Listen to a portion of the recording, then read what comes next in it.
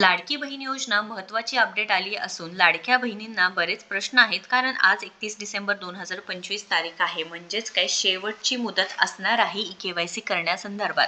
आता लाडक्या बहिणींना प्रश्न आहे की 31 जानेवारीपर्यंत काही माध्यमातून सांगण्यात आले की 31 जानेवारीपर्यंत मुदतवाढ झालेली आहे. मंत्री अदितीताई तटकरे यांनी काही त्याच्याबाबत ऑफिशियल माहिती दिलेली आहे का? कागदपत्रे जमा करण्यासाठी आता ऑनलाईन पर्याय सुद्धा वेबसाईटवर आलेला आहे.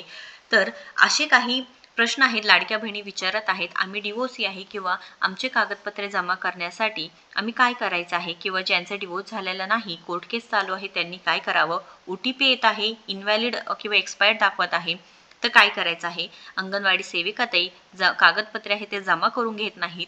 मग आता 31 डिसेंबर शेवटची तारीख आहे, तर ई-के-वाय-सी कशी करायची. तर पहिला प्रश्न, मुदतवाढ झालेली आहे का? तर मुदतवाढ झाली नाही. 31 जानेवारीपर्यंत किंवा अजून कोणतीही तारीख देण्यात आली नाही. मात्र जी शेवटची तारीख आहे ते मंत्री अदितीताई तटकरे यांनी सांगितली होती, ती म्हणजे काय, 31 डिसेंबर 2025. तर ई-के-वाय-सी प्रक्रिया पूर्ण करण्याची अंतिम तारीख हे 31 डिसेंबर 2025 असणार आहे. आता केवळ तुमच्याकडे 12 तास उरलेले आहेत. त्यामुळे लाडक्या बहिणींनो, अजूनही के-वाय-सी केली नसेल तर लवकरात लवकर करायची आहे.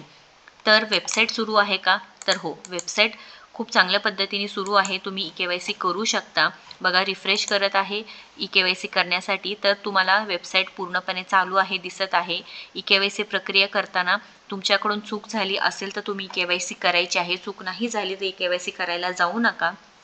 तुमचा घटस्फोट झालेला आहे किंवा पती किंवा वडील हयात नाही, तुम्ही के-वाय-सी प्रक्रिया पूर्ण करायची आहे या वेबसाईटवरून, किंवा अद्याप ही के-वाय-सी पूर्ण झालेली नाही तर तुम्ही करू शकता आणि वेबसाईट सुरळीत चालू आहे. कागदपत्रे ऑनलाईन ऑप्शन आला आहे का? कागदपत्रे जमा ऑनलाईन पर्याय वेबसाईटवरती आलेला आहे का? तर कागदपत्रे तुम्हाला ऑफलाईन पद्धतीने जमा करायचं आहे. अंगणवाडी सेविकाताईंकडे जमा करायचं आहे. शिफारस पत्र द्यायचं आहे. कागदपत्रे कोणते जमा करायचं आहे, तर तुमची केस चालू आहे, कोर्ट केस, तर त्या रिलेटेड कागदपत्र जमा करायचं आहे, जेणेकरून काय की तुम्हाला ई-के-वाय-सी करण्यासाठी सूट देण्यात येईल. पती किंवा वडील हयात नाही, डेथ सर्टिफिकेट आहे ते कागदपत्रे अंगणवाडी सेविकांताईंकडे जमा करायचं आहे. OTP येत नाही तर रिफ्रेश करा, थोडंसं थांबा आणि मग OTP तुमच्या मोबाईलवर येईल. कारण OTP येण्यासाठी आता परत काय झालेलं की सर्व्हरवर जास्त ताण येतो की बऱ्याच लाडक्या बहिणी त्यावरती एका वेळेस ई-के-वाय-सी करत आहेत.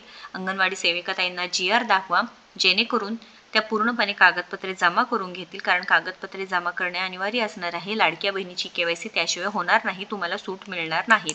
तर 31 डिसेंबर 2025 शेवटची तारीख असणार आहे. या संदर्भात अजून काही प्रश्न असतील तर नक्कीच कमेंट करून विचारायचं आहे. कारण बऱ्याच जणांचं 1500 रुपये बंद होण्याची शक्यता आहे.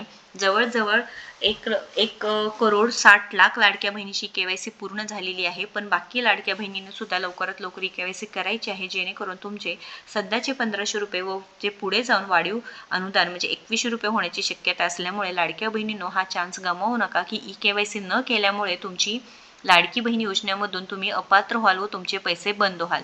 कोणत्याही अफवांवर सध्या तरी विश्वास ठेवू नका, कारण सध्या तरी अजून मुदतवाढ झालेली नाही.